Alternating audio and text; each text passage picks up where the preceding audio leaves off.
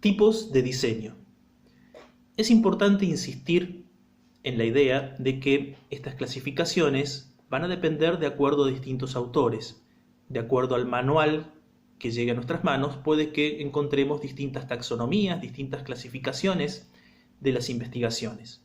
Ahora, de modo general y de modo básico, el texto propuesto creo que resume bien los distintos modos de aproximarnos a los distintos diseños de investigación. Básicamente, el texto va a distinguir entre diseños de campo y diseños bibliográficos. Los diseños de campo trabajan con datos primarios, investigaciones que trabajan con el objeto concreto y real al cual está destinada el tema de investigación. Por el contrario, las investigaciones bibliográficas tienen como fuentes datos secundarios. Uno trabaja con datos que han sido ya mediados y producidos por otro investigador. Esto no significa que haya una menor calidad entre un tipo de investigación y la otra. No es un tema de calidad, es un tema de diseño diferente. No es que las investigaciones con datos primarios son mejores que las investigaciones con datos secundarios. En muchos casos, las investigaciones con datos secundarios son investigaciones que se trabajan de ese modo porque el campo disciplinar trabaja con datos secundarios. Con lo cual, no es un término de calidad de la investigación, sino de mejor modo de aproximarnos al objeto de estudio. Dentro de los diseños de campo, el texto propuesto va a distinguir el diseño experimental, el post-facto, la encuesta, el panel, los diseños cualitativos y los estudios de caso. Me voy a referir a algunos de ellos. El diseño experimental. Hay algunos conceptos que es importante poder distinguir en un diseño experimental. Van a encontrar en el texto que hay referencia a 3 tipos de diseños experimentales: antes y después con un solo grupo, antes y después con 2 grupos y antes y después con un grupo de control. Les propongo el siguiente ejercicio para tratar de conceptualizar estos casos. Imaginemos que en una escuela, en una institución escolar, se quiere someter a prueba un determinado dispositivo pedagógico. Imaginemos que es la utilización de un aula virtual o una determinada herramienta de las nuevas tecnologías, destinada a la enseñanza de la matemática.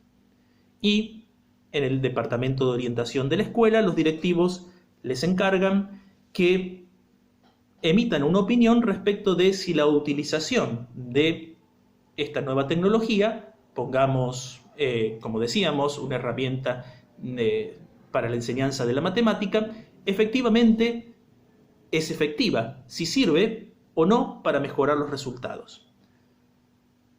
Imaginemos también que puede que sea una inversión sumamente importante para la escuela, con lo cual es importante que tomemos la decisión en base a evidencia empírica y no simplemente por una apreciación. Con lo cual, el departamento de orientación será el encargado de diseñar el dispositivo a los fines de determinar si esta herramienta didáctica propuesta es efectiva o no. ¿Cómo hacer?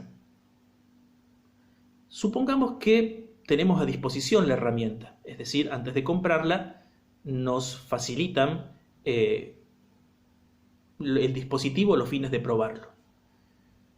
Alguien podría proponer que probemos utilizar el dispositivo en un determinado grupo de clase, imaginemos 4º grado. En el primer cuatrimestre vamos a enseñar con el método tradicional. En el segundo cuatrimestre vamos a enseñar utilizando el nuevo dispositivo. ¿Qué dificultades tendría ese diseño experimental? Podemos comprobar los diferentes resultados entre el primero y el segundo cuatrimestre. Pero hay algo que no vamos a poder solucionar, que es si estoy utilizando el dispositivo en el primer trimestre y en el primer cuatrimestre y en el segundo con el mismo grupo, puede que los contenidos del primero y del segundo cuatrimestre sean diferentes, con lo cual, aunque esté trabajando con un mismo grupo, no voy a poder identificar si la mejora en los resultados son fruto de la utilización del dispositivo didáctico o por el contrario es fruto de que los contenidos eran diferentes. Si mejoraron los resultados podré decir es porque los contenidos eran más accesibles, si los resultados empeoraron podré decir que es porque los contenidos eran menos accesibles, con lo cual no puedo distinguir el efecto real del dispositivo pedagógico, sino que ese resultado va a estar distorsionado por el tipo de contenidos que he abordado en cada uno de los cuatrimestres de enseñanza. Esto es lo que denominamos hacer un experimento antes y después con un solo grupo. ¿Antes de qué y después de qué? Antes de utilizar el estímulo experimental. ¿Cuál sería aquí el estímulo experimental? El nuevo dispositivo de enseñanza. Dispositivo vinculado a las nuevas tecnologías. Antes y después de utilizar el dispositivo experimental con un solo grupo, quiere decir entonces que pruebo los resultados antes del dispositivo experimental, después del dispositivo experimental y comparo los resultados. Pero al momento de comparar voy a tener estas dudas. ¿En qué medida los resultados son fruto del estímulo experimental y en qué medida es fruto de distintas condiciones que tiene este grupo? Condiciones porque los contenidos de un cuatrimestre eran diferentes a los contenidos del segundo. Este sería el primer caso, antes y después con un solo grupo. Solamente después con dos grupos. Es la segunda propuesta. En este caso no voy a tener un solo grupo en el cual comparo los resultados antes de aplicar el dispositivo y después, sino que voy a trabajar con dos grupos. Imaginemos que tengo dos divisiones de cuarto grado. En una división no voy a utilizar el dispositivo experimental y en la otra sí lo voy a utilizar. Es decir, en el mismo cuatrimestre, a cuarto grado A le voy a enseñar de acuerdo al método tradicional y a cuarto grado B le voy a enseñar utilizando el nuevo dispositivo didáctico.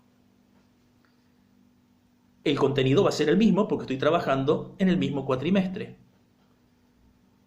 ¿Qué dificultades tendría ese diseño experimental? La dificultad va a ser que si los dos grupos no son comparables, no voy a saber si los efectos son resultado de que los dos grupos son comparables o de el efecto del dispositivo experimental. Trato de ser más claro.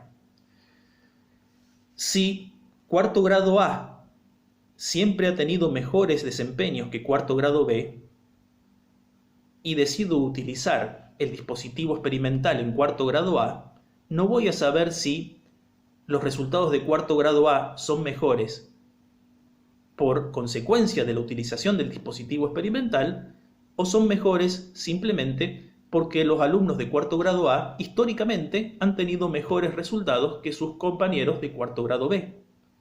El trabajar con dos grupos, uno experimental y uno no experimental, es decir, el modelo de solamente después con dos grupos, uno al cual se le aplica el estímulo y otro al que no, tiene esa dificultad.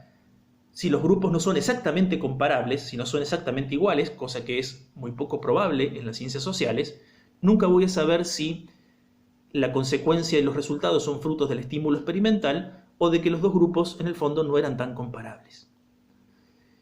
Hay veces que uno tiene que asumir estos diseños porque no es posible llevar adelante otro tipo de diseño experimental. Pero existe un tercer tipo de diseño experimental que es el que el autor denomina antes y después con un grupo de control. Sigamos con el mismo ejemplo. Si trabajo antes y después con un grupo de control, lo que estoy planteando es el siguiente caso.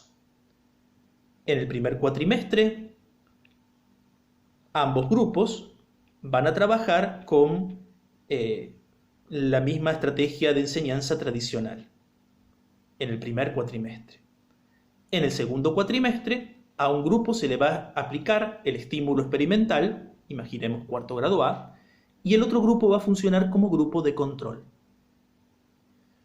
Si en el primer cuatrimestre, cuando no trabajábamos con ningún estímulo experimental, cuarto grado, el promedio de notas de matemática de cuarto grado A era 8 y el promedio de notas de cuarto grado B era 6, tengo una diferencia entre los grupos, paso al segundo cuatrimestre, a cuarto grado A, le voy a aplicar el estímulo experimental y el B va a funcionar como grupo de control. Como resultado del experimento vamos a observar que cuarto grado A, que había tenido 8 en el primer cuatrimestre, ahora obtuvo 9 de promedio en sus calificaciones. Y cuarto grado B, que había obtenido 6, ahora obtuvo 7. Es decir, ambos grupos aumentaron un punto la calificación. ¿Qué conclusiones puedo sacar de el efecto de esa herramienta didáctica nueva? ¿Ha servido? ¿Ha producido su fruto? ¿Valió? ¿Justificó la inversión que hizo la escuela?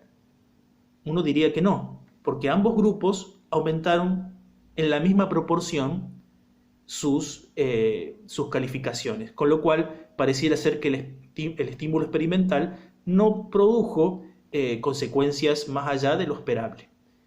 A cuarto grado A, que recibió el estímulo experimental, lo llamo grupo experimental, y a cuarto grado B, que no recibió el estímulo experimental, cumplió la función de grupo de control. Por eso, el tercer tipo de diseño experimental se llama antes y después con un grupo de control. Cierro modificando un poco el ejemplo. En el primer cuatrimestre, el A obtuvo de promedio 8, el B obtuvo de promedio 6.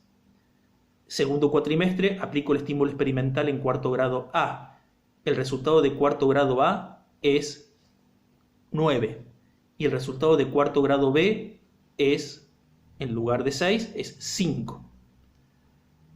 Aquí veo que el grupo que recibió el estímulo experimental aumentó sus calificaciones y el grupo de control, al pasar a los contenidos del segundo semestre, que por ejemplo eran más complejos, disminuyó su rendimiento.